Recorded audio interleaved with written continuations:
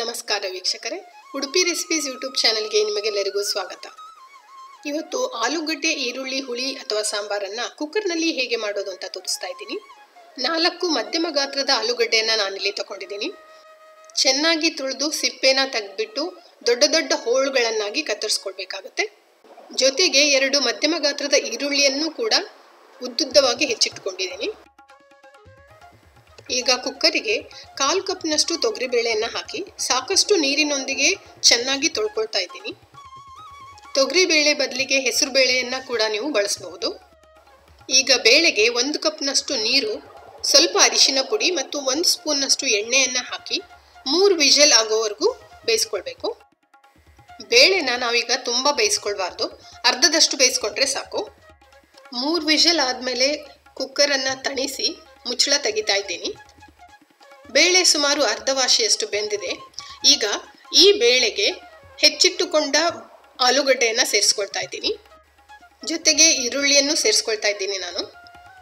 ಆಮೇಲೆ 1 ಸಣ್ಣ ಲಿಂಬೆ ಗಾತ್ರದ ಹುಣಸೆ ಹಣ್ಣನ್ನು ನೀರಿನಲ್ಲಿ ನೆನೆಸಿಟ್ಕೊಂಡಿದ್ದೆ, ಅದರ ರಸವನ್ನು ಕೂಡ ಈಗ ಇದಕ್ಕೆ ಹಿಂಡ್ಕೊಳ್ತಾ ಇದ್ದೀನಿ.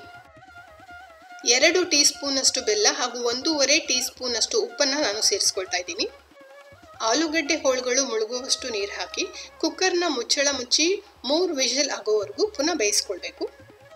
ಅದು ಬೇಯುವಷ್ಟರಲ್ಲಿ ಒಂದು ಮಿಕ್ಸಿ ಜಾರಿಗೆ ಅರ್ಧ ಕಪ್ನಷ್ಟು ತೆಂಗಿನಕಾಯಿಯ ತುರಿ, 2 ಟೇಬಲ್ ಸ್ಪೂನಷ್ಟು ಸಾಂಬಾರ್ ಪುಡಿ ಹಾಗೂ ಸ್ವಲ್ಪ ನೀರನ್ನು ಸೇರಿಸ್ಬಿಟ್ಟು ನುಣ್ಣಗೆ ರುಬ್ಕೊಳ್ಬೇಕು.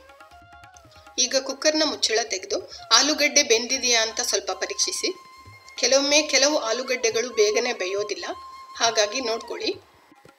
ತುಂಬ ಮುದ್ದೆಯಾಗಿ ಬೇಯಿಸೋದೇನು ಬೇಡ. ಈಗ ರುಬ್ಬಿದ ಮಸಾಲೆಯನ್ನು ಇದಕ್ಕೆ ಸೇರಿಸ್ಕೊಂಡು ಚೆನ್ನಾಗಿ ಕಲಿಸ್ಕೊಳ್ತಾ ಇದ್ದೀನಿ. ಈಗ ಇದನ್ನು ಸುಮಾರು 2-3 ನಿಮಿಷಗಳ ಕಾಲ ಚೆನ್ನಾಗಿ ಕುದಿಸ್ಬೇಕಾಗತ್ತೆ. ರುಚಿ ನೋಡಿಬಿಟ್ಟು ಹುಳಿ, ಉಪ್ಪು, ಖಾರ ಏನಾದರೂ ಬೇಕಿದ್ರೆ ಹೊಂದಿಸ್ಕೊಳ್ಬಹುದು. ಕೊನೆಯದಾಗಿ ಈ ಸಾಂಬಾರಿಗೆ ಒಂದು ಒಗ್ಗರಣೆನ ತಯಾರಿಸ್ಕೊಳ್ಳೋಣ. ಒಗ್ಗರಣೆಗೆ 1 ಟೇಬಲ್ ಸ್ಪೂನಷ್ಟು ಎಣ್ಣೆ, ತಲಾ ಅರ್ಧ ಟೀ ಸ್ಪೂನಷ್ಟು ಸಾಸಿವೆ ಮತ್ತು ಉದ್ದಿನಬೇಳೆ ಹಾಗೂ ಸ್ವಲ್ಪ ಕರಿಬೇವಿನ ಸೊಪ್ಪನ್ನು ಸೇರಿಸ್ಕೊಂಡ್ಬಿಟ್ಟು ಸಾಸಿವೆ ಚಟ್ಪಟ ಅಂತ ಸಿಡಿದ ಮೇಲೆ ಅದನ್ನು ಸಾಂಬಾರಿಗೆ ಸೇರಿಸ್ಕೊಳ್ತಾ ಇದ್ದೀನಿ.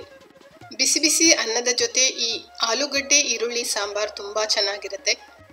ಇದನ್ನು ಕುಕ್ಕರ್ನಲ್ಲಿ ಸುಲಭವಾಗಿ ಹೇಗೆ ಮಾಡೋದು ಅಂತ ಗೊತ್ತಾಯ್ತಲ್ವಾ? ನೀವು ಮಾಡಿ ನೋಡಿ ಹಾಗೂ ನನಗೆ ಬರೆದು ತಿಳಿಸಿ ಹೇಗಾಯಿತು ಅಂತ.